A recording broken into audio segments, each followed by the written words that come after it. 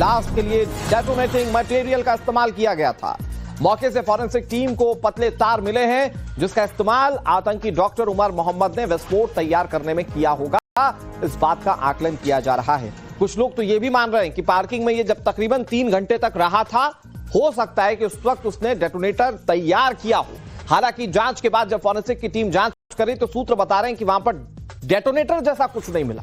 तो फिर सवाल यह है कि उसके गाड़ी में जो विस्फोटक रखा हुआ था, उसने उसको स्पार्क कैसे किया, उसने उसको ब्लास्ट कैसे किया। अब आपको ग्राफिक्स के जरिए पूरी जानकारी दे देते हैं। दरअसल i20 कार के 60% मिले सैंपल से जो खुलासा हुआ वो ये कि 2 किलो से ज्यादा अमोनियम नाइट्रेट का इस्तेमाल इस ब्लास्ट में किया गया। ब्लास्ट के लिए डेटोनेटिंग मटेरियल का इस्तेमाल हुआ, जो सूत्र बता रहे हैं। ब्लास्ट में पेट्रोलियम ऑयल का भी इस्तेमाल किया गया है। फॉरेंसिक टीम को स्पॉट से कुछ पतले तार मिले, जिससे 5 से 10 मिनट में ब्लास्ट हुआ। बम बनाने में एक्सपर्ट डॉक्टर आतंकी उमर बताया जा रहा है। तो क्या लाल किला में पार्किंग में उमर ने यह सब कुछ किया? सवाल यह है कि क्या पार्किंग के अंदर जब वो तकरीबन 3 घंटे तक था, तो क्या उस वक्त उसने वो डेटोनेटर तैयार किया और फिर उसके बाद जब वो तैयार हो गया तो निकलकर उसने बाहर ब्लास्ट कर दिया? ये बहुत बड़ा सवाल है। इधर आतंकी डॉक्टर उमर पर जांच एजेंसी ने दायरा बढ़ा दिया है। एजेंसी को शक है कि आतंकी उमर ने अकेले हो सकता है कि हमले को अंजाम ना दिया हो, बल्कि बम बनाने में उसका कोई और मददगार भी हो सकता है, जिसने विस्फोटक बनाने में उमर का साथ दिया हो। और बड़ी बात यह है कि जांच टीम अब इस दिशा में काम कर रही है। डॉक्टर शाहीन, आदिल, कई सारे साथी हैं, लेकिन दिल्ली में जब ब्लास्ट वाले दिन उमर मौजूद था, तो यह माना जा रहा है कि हो सकता है कि वहां पर कोई और भी उसके साथ मौजूद हो सकता है कि उसने डेटोनेटर तैयार करने में भी मदद की।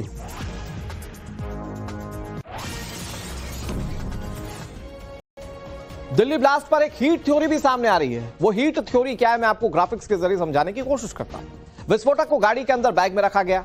बैग के अंदर अमोनियम नाइट्रेट होने की आशंका है।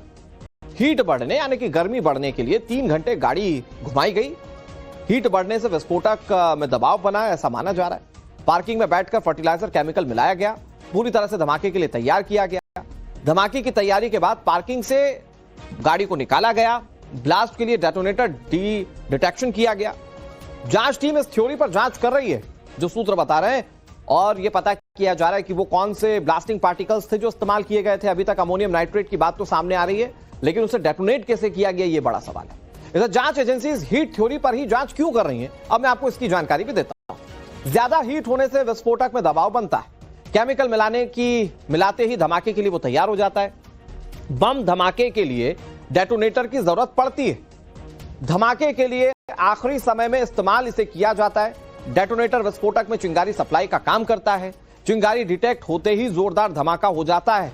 आशंका है कि आतंकी डॉक्टर उमर ने भी ब्लास्ट से पहले ऐसा ही किया होगा, क्योंकि बहुत सारे सवाल इस बात को लेकर थे कि जो आतंकी उमर था उसने पार्किंग में बैठकर किया क्या। तो संभवतः इस बात पर अब फोकस किया जा रहा है कि हो सकता है कि उसने वो डेटोनेटर तैयार किया हो, कैसे वो ब्लास्ट हो बाहर, उसकी तैयारी उस वक्त पार्किंग में की हो। हमारे साथ इस थ्योरी पर ज्यादा बातचीत के लिए अनुज जुड़ गए।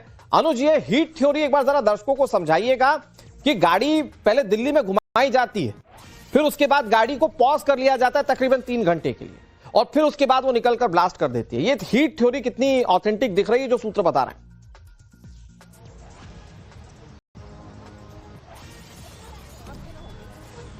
जी देखिए, गाड़ी के करीब 60 से ज्यादा सैंपल जो है वो फॉरेंसिक टीम ने अपने पास लिया और उसकी जांच की गई। जांच के दौरान जिस तरीके से एक पतली वायर का मिलना, और कहीं न कहीं जांच के दौरान ये बात भी सामने आ रही है कि पेट्रोलियम ऑयल का इस्तेमाल किया गया था। जाहिर तौर पर डेटोनेटिंग मटेरियल का भी इस्तेमाल किया गया था, लेकिन इस तरीके से जब भी कोई विस्फोटक या बम बनाया जाता है तो उसे विस्फोट होने में 5 से 10 मिनट का ही समय लगता है। ऐसे में कयास इस बात का लगाया जा रहा है कि हो सकता है कि जो विस्फोटक, जो बम तैयार किया गया वो पार्किंग में ही तैयार किया गया, क्योंकि जाहिर तौर पर जिस जगह ये धमाका हुआ और जिस जगह पार्किंग थी, जहां पे उसने गाड़ी पार्क किया था, वहां से धमाके वाली जगह की दूरी जो है वो महज 1 किलोमीटर की दूरी है। ऐसे में शाम का वक्त था, निश्चित तौर पर थोड़ी ट्रैफिक जो थी वो भी जरूर थी। इसलिए जांच एजेंसियों को शक है कि 3 घंटे तक जब वो अंदर बैठा था उसी समय उसने इन मटेरियल का इस्तेमाल करके बम बनाया हो, और उसके बाद जब वो यहाँ पर पहुंचा है, चूंकि गाड़ी उस समय तक हीट हो चुकी थी और निश्चित तौर पर यहाँ पर धमाका हुआ हो। बहरहाल ये तमाम चीजें जो हैं अभी कड़ियां जोड़ने की कवायद की जा रही है, क्योंकि फॉरेंसिक सैंपल का जो फाइनल रिपोर्ट है वो आना अभी बाकी है। लेकिन इतना जरूर साफ है कि 2 केजी से, क्योंकि जो ब्लास्ट का इम्पैक्ट था उससे ये जरूर बताया जा रहा है कि 2 केजी से ज्यादा अमोनियम नाइट्रेट का इस्तेमाल किया गया होगा, और ब्लास्ट करने के लिए भी जो मटेरियल है उनका कहीं न कहीं इस्तेमाल हुआ है। ये अभी तक जांच में सामने आया है। यही वजह है कि न सिर्फ एनआईए की जो फॉरेंसिक एक्सपर्ट की टीम थी वो मौके पे पहुंची थी, बल्कि तमाम मल्टीपल एजेंसियां यहां पर आई थी। एनएसजी की फॉरेंसिक एक्सपर्ट की टीम भी मौके पे पहुंची थी और तमाम सैंपल अनुज, अभी तक की जांच एजेंसी की कार्रवाई को लेकर आप जो जानकारी दे रहे हैं उसमें आपने बहुत अहम हिस्सा ये जिक्र किया कि 2 किलो ही अमोनियम नाइट्रेट इस्तेमाल किया गया होगा जिसके सबूत मिल रहे हैं। मतलब ये 2 किलो ने इतना धमाका किया, इतनी इंटेंसिटी का धमाका किया। ये जो 3000 किलो था, इसकी साजिश कितनी बड़ी हो सकती है? ये क्या कर सकते थे? ये बहुत बड़ा सवाल है। ये आशंकाएं बढ़ जाती हैं। फिलहाल शुक्रिया अनुज, अपना सब बनाए रखिए। कार्रवाई को लेकर आपसे बातचीत होती रहेगी, लेकिन टेरर मॉड्यूल मामले में रेड कॉर्नर नोटिस जारी करने की तैयारी की जा रही है। डॉक्टर मुजफ्फर पर रेड कॉर्नर नोटिस की तैयारी की जा रही है। जम्मू कश्मीर पुलिस इंटरपोल की मदद कर रही है। डॉक्टर आदिल का भाई है मुजफ्फर, बड़ा भाई है, काजीगुंड का रहने वाला है doctor Muzaffar. Interstate white collar terror module का ये बहुत अहम सदस्य बताया जा रहा है। अभी यह माना जा रहा है कि ये अफगानिस्तान में हो सकता है। दिल्ली ब्लास्ट मामले में आरोपी डॉक्टर आदिल, उसका बड़ा भाई मुजफ्फर।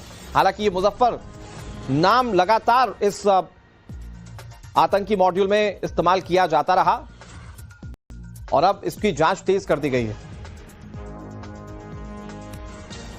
अब आपको एक और ग्राफिक्स बताते हैं। डॉक्टर मुजफ्फर की फॉरेन कनेक्शन की जानकारी जो सामने आ रही है उसको लेकर क्या जानकारी मैं बताता हूं आपको। टेरर मॉड्यूल मामले में डॉक्टर मुजफ्फर पर पुलिस ने रेड कॉर्नर नोटिस जारी करने की तैयारी कर ली है। मुजफ्फर अगस्त में भारत छोड़कर दुबई भाग गया था। उसके अफगानिस्तान में छिपे होने की आशंका है। साल 2022 में मुजफ्फर और डॉक्टर मुजम्मिल ने तुर्की की यात्रा की थी। वहीं उकासा नाम के कश्मीरी के संपर्क में आया था। उकासा के जैश से जुड़े नेटवर्क में शामिल होने की आशंका जाहिर की जा रही है। मुजफ्फर के साथ उकासा के भी अफगानिस्तान में छिपे होने की आशंका है। अफगानिस्तान से आतंक के नेटवर्क का कंट्रोल किया जाता था। कहा यह भी जा रहा है कि तुर्की में फंडिंग होती थी। ऑपरेशन रूट और ब्लास्ट की प्लानिंग भी तुर्की ही होती थी। मुजफ्फर दुबई से आतंक का नेटवर्क चलाता था। भाई आतंकी डॉक्टर आदिल की गिरफ्तारी के बाद वो अफगानिस्तान भाग गया था, ऐसी आशंका है। मुजफ्फर ने ही ब्रेन वॉश करके आदिल को कट्टरपंथी बनाया था। उसने ही आदिल को उमर, मुजम्मिल और मौलवी इरफान से मिलवाया था। जांच एजेंसीज को शक है कि मुजफ्फर पर ब्लास्ट के आदेश दिए गए थे।